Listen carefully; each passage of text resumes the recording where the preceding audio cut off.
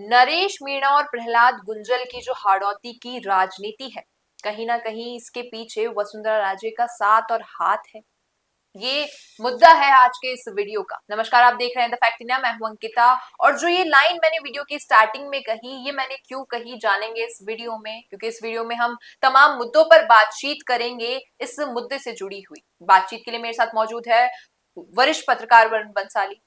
Sir, जो बात अभी मैंने वीडियो के स्टार्टिंग में कही, कहीं ना कहीं जनता को भी और राजनीति में ये सवाल उठ रहा है कि वसुंधरा राजे का हाथ है नरेश मीणा और प्रहलाद गुंजल की जो हाड़ौती की राजनीति है उसके पीछे।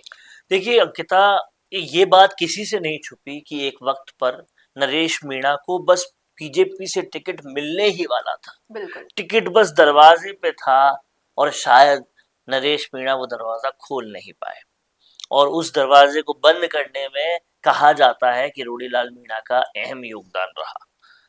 जी। अब वसुंधरा राजे हाड़ौती की राजनीति में कितना बड़ा फैक्टर है ये किसी को समझाने की जरूरत है नहीं, और प्रहलाद गुंजल वसुंधरा राजे के कितने करीबी हैं ये भी किसी को बताने की जरूरत नहीं है। जी। सियासत में ये एक ओपन सीक्रेट के तौर पर है कि अगर प्रहलाद गुंजल बीजेपी छोड़ भी दिए, कांग्रेस में आ भी गए, नरेश मीणा का साथ भी दे रहे हैं, तो ये सब कुछ भी कहीं ना कहीं वसुंधरा राजे के इशारे या रजामंदी पर ही हो रहा होगा।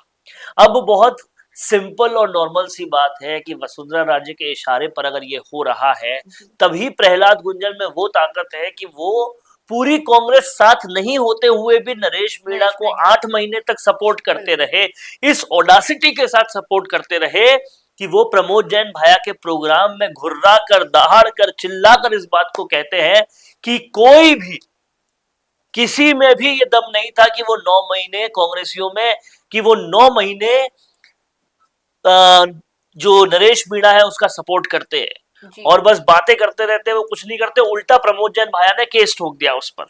ये उन्होंने कहा प्रमोद जैन भाया की सभा में, प्रमोद जैन भाया की उपस्थिति में कांग्रेसी कार्यकर्ताओं को कहा। और अगर वो वीडियो आप देखें तो आपको पता चलेगा कि किस तरह से उनके इस वक्तव्य पर वहां बैठी जनता वाहवाही कर रही थी, उनकी जय जयकार कर रही थी। इस बात से ये समझ में आता है, पता चलता है कि कहीं ना कहीं जो प्रहलाद गुंजल है वो भी वसुंधरा राजे के कहने पर ही ये ताकत बहा रहे हैं। और बहुत सिंपल सी बात है कि हाड़ौती की राजनीति में ये जो अगड़ा बनाम पिछड़ा हो रहा है, ये सब वसुंधरा राजे के कहीं ना कहीं इशारे पर हो रहा है।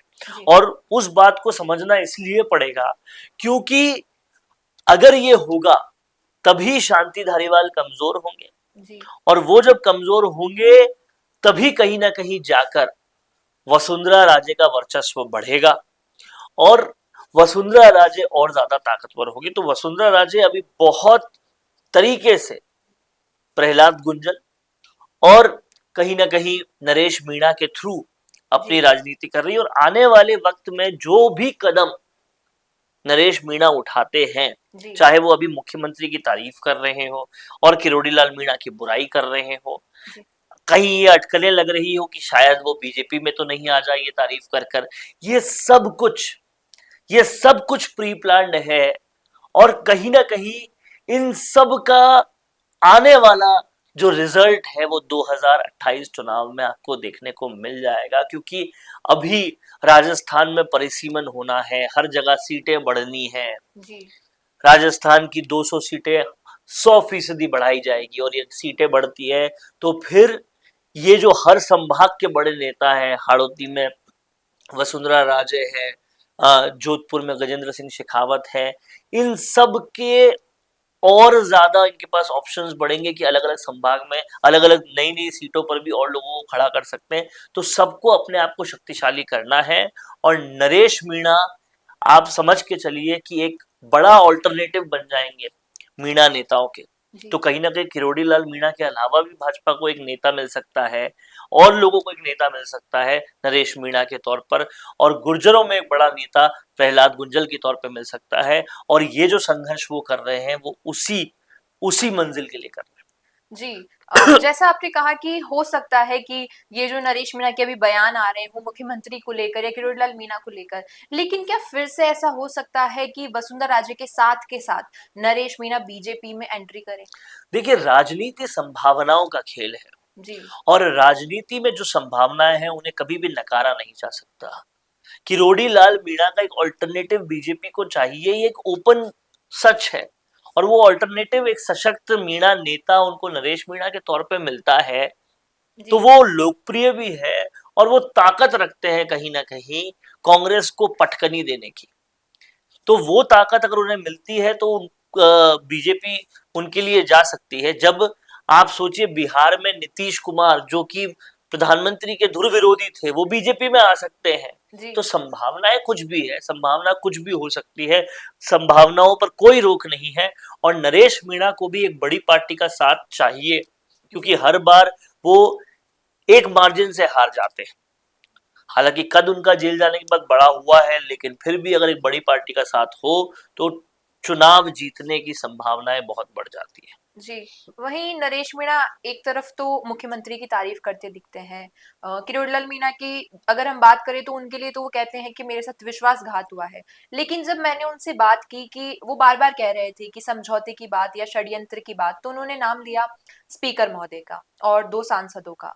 तो वो कहते हैं कि कहीं न कहीं जो षड्यंत्र चला था इसके पीछे उनका हाथ है। तो एक तरफ तो वो बीजेपी में ही मुख्यमंत्री की इतनी तारीफ करते हैं और जो बीजेपी के बाकी नेता हैं उनके लिए वो ऐसी बातें कर देखिए, रहे हैं। स्पीकर महोदय वसुंधरा राजे के लिए भी कंपिटिटर रहे हैं। और जो कांग्रेसी नेता आजकल ओम शांति ओम की बात करते हैं, तो वो आरोप भी कहीं ना कहीं ओम बिरला जी पर लगता है। लेकिन विपक्ष का काम आरोप लगाना है, और कहीं ना कहीं ये सत्य है कि हाड़ौती में जो कंपटीशन है जी। वो ये जो ओम बिरला और शांति धारीवाल वर्सेस वसुंधरा राजे प्रहलाद गुंजल है, जी। पार्टियों के इतर, ये कंपटीशन तो है। अब इस कंपटीशन में किस तरफ ऊंट कर बैठता है, किस तरफ करवट लेता है, ये आने वाला वक्त बताएगा। लेकिन इस बार भी अगर आप चुनाव देखें तो जी। बहुत छोटे से मार्जिन से लोकसभा स्पीकर जीते हैं। आरएसएस ने भी बहुत जबरदस्त सपोर्ट किया, उसकी वजह से वो मार्जिन निकल पाया। लेकिन अब अगड़ा बनाम पिछड़ा की राजनीति और बड़ी हो गई है। जी। आने वाले वक्त में क्या शांति धारीवाल और क्या स्पीकर ओम बिरला को उतने वोट मिल पाएंगे या नहीं, ये एक बड़ा सवाल है। जी। वहीं अगर हम बात करें कि नरेश मीणा और किरोड़ीलाल मीणा के जो समीकरण चल रहे हैं इस वक्त राजनीति के, क्योंकि नरेश मीणा को छोटा किरोड़ी कहा जाता है और ये लगता था कि किरोड़ीलाल मीणा नरेश मीणा को वो कहते हैं कि मैं अपना मानता हूँ बहुत ज्यादा, लेकिन जिस तरीके के बयान नरेश मीणा के लगातार आ रहे हैं कि विश्वासघात हुआ है और वो कहते हैं कि मुझे जेल जाने से पहले एकमात्र अगर किसी पर भरोसा था राजनीति में तो वो केवल किरोड़ीलाल मीणा पर था, लेकिन उन्होंने शायद कुछ ऐसा किया कि जिसकी वजह से उनके जो पिताजी हैं नरेश मीणा के पिताजी, वो उन पर विश्वास नहीं कर पाए। देखिए, विश्वासघात किसके साथ होता है या विश्वासघात कौन कर सकता है? वो कर सकता है जिन पर आपको विश्वास हो। जी। और विश्वास किसी गैर पे तो होता नहीं, अपने पर ही होता है। बिल्कुल। तो किरोड़ी लाल मीणा वो थे नरेश मीणा के लिए जिसके लिए उन्होंने तलवार से अपना अंगूठा काटा था और अपने खून से तिलक किया था। क्या उस तिलक की गरिमा रखी किरोड़ी लाल मीणा ने, ये सवाल था नरेश मीणा का हर बार जब वो ये कह रहे थे कि मुझे उम्मीद थी जी। लेकिन मैं नाउम्मीद हो गया। बिल्कुल, जब उनसे बातचीत कर रहे थे तब ये बात उनके बोलने से झलक रही थी, वो कुछ कहना नहीं चाह रहे थे ऑन जाहिर तौर कैमरा पर भी। छोटा किरोड़ी कहना, तलवार से अपना अंगूठा काट के रक्त देना, उससे तिलक करना, ये सब बताता है कि वो किरोड़ी लाल मीणा के कितने मुरीद थे। जी। लेकिन सियासत में ये आम चर्चा है कि किरोड़ी लाल मीणा अपना कंपटीशन नहीं पैदा होना चाहते, और लोग सब ये कह रहे थे कि नरेश मीणा जिस तरह से लोकप्रिय हो रहे हैं वो बाबा किरोड़ी के उत्तरदायी बनेंगे। पर कहीं ना कहीं किरोड़ी लाल मीणा को ये चीज जमी नहीं, जी। और उसके बाद बहुत सारी चीजें हुई। लोग ये भी कहते हैं कि किरोड़ी लाल मीणा अगर चाहते तो नरेश मीणा 9 महीने तक जेल में नहीं रहते, 8 महीने जी। तक जेल में नहीं रहते। पर किरोड़ी लाल मीणा ने नहीं चाहा और नरेश मीणा का दिल टूटा, इसके लिए वो ये सारी बातें कर रहे हैं। पर जाहिर तौर पर ये एक बात पक्की है कि अब मीणा राजनीति को एक नया लड़ाका मिल गया है नरेश मीणा के तौर पर, और नरेश मीणा जेल जाने के बाद जो कद अभी लिए हैं वो कद काफी बड़ा है। अब देखना ये होगा उस बड़े कद का क्या उपयोग होता है और क्या वो जनता की सेवा के लिए जनप्रतिनिधि बन पाते हैं या नहीं। आप बात कर रहे हैं लोकप्रियता और इस बड़े कद की, तो नरेश मीणा ने ये भी बात कही हमसे कि मुझे अगर मौका मिलता है तो वागड़ क्षेत्र में, ये जो पूर्वी राजस्थान है, इसमें मुझे अगर कहीं भी उपचुनाव के दौरान मौका मिलता है तो मैं निर्दलीय खड़ा हो जाऊंगा, क्योंकि मुझे भरोसा है मेरे समर्थकों पे कि मैं जीतूंगा, भले ही मैं निर्दलीय खड़ा होता हूँ। देखिए, पूर्वी राजस्थान और वागड़ दो अलग अलग क्षेत्र हैं। पूर्वी राजस्थान की जहां तक बात है तो नरेश मीणा बहुत कॉन्फिडेंट है इस बार कि नरेश मीणा अगर निर्दलीय भी लड़ते हैं तो जीत जाएंगे, क्योंकि उनका कद जेल जाने के बाद बहुत बढ़ गया है। लेकिन फिर भी अगर सियासत पंडितों की बात की जाए तो उन्हें ये रिस्क नहीं लेना चाहिए कि वो निर्दलीय खड़े हो।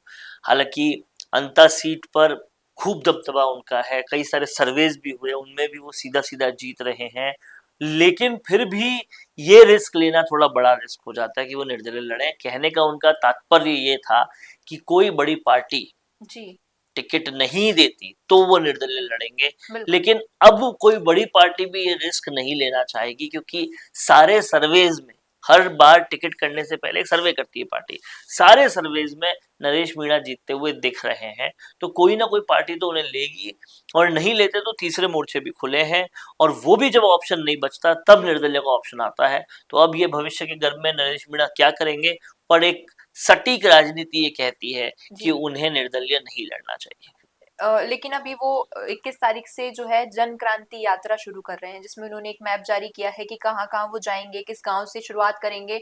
और जब हमने बात की उनके साथ जो लोग हैं उनसे, तो उन्होंने कहा करीबन 3 महीने का ये समय होगा, हम जनता के पास जाएंगे, गांव गांव जाकर जो एक निरीक्षण करेंगे, या फिर वो जिस तरीके से कहें कि प्रचार कर रहे हैं, जो भी बातें वो कहते हैं कि हम जनता से जुड़ेंगे, जनता के जो मुद्दे हैं वो जानेंगे। क्योंकि नरेश मीणा का कहना है कि मैं जब जेल में 8 महीने रहा तो मैंने वहां के जो तमाम परेशानियां हैं वो देखी, जो मुद्दे हैं वहां के वो जाने। तो ऐसे ही मैं जनता के बीच जाना चाहता हूं, जिससे कि मैं जनता के जो मुद्दे हैं वो जो वाकई उनको दर्द दे रहे हैं मैं वो जान सकूं, जिससे कि उन्हें आगे जो राजनीतिक समीकरण रहेंगे, जो उनके आज की राजनीति रहेगी, जो चुनाव आएंगे 2028 के, उसमें मदद मिलेगी। देखिए, आंदोलन और यात्राएं ये दो भारत की राजनीति में राजनीति को बढ़ाने का, अपने वर्चस्व को बढ़ाने का एक बहुत अहम जरिया है।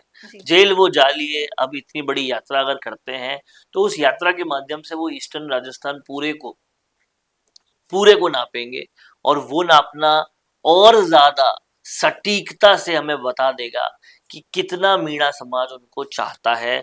और अगर ये चाहत पुरजोर तरीके से बाहर आई तो जाहिर तौर पर कई कुर्सियां हिलेगी, कई कंपटीशन जो है वो अंदर से घबराएंगे, ये बहुत सारी चीजें होने वाली है। झालावाड़ से ये यात्रा वो शुरू कर रहे हैं और बहुत लंबी यात्रा करने का उनका मूड भी है। अब देखना ये होगा कि ये यात्रा उनकी सियासत में क्या रंग लाती है और कितनों के रंग उड़ाती है। जी बिल्कुल, आपने बखूबी कहा। ये वीडियो की अच्छी एंडिंग है कि अब जो ये जन क्रांति यात्रा है ये बताएगी कि नरेश मीणा की आगे की राजनीति क्या रहेगी, क्या समीकरण आगे के बनेंगे। तब तक आप क्या सोचते हैं इस मामले पर कमेंट्स में जरूर बताइएगा। वीडियो पसंद आया हो तो इसे लाइक करना, शेयर करना और हमारे चैनल द फैक्ट इंडिया को सब्सक्राइब करना ना भूलना। धन्यवाद।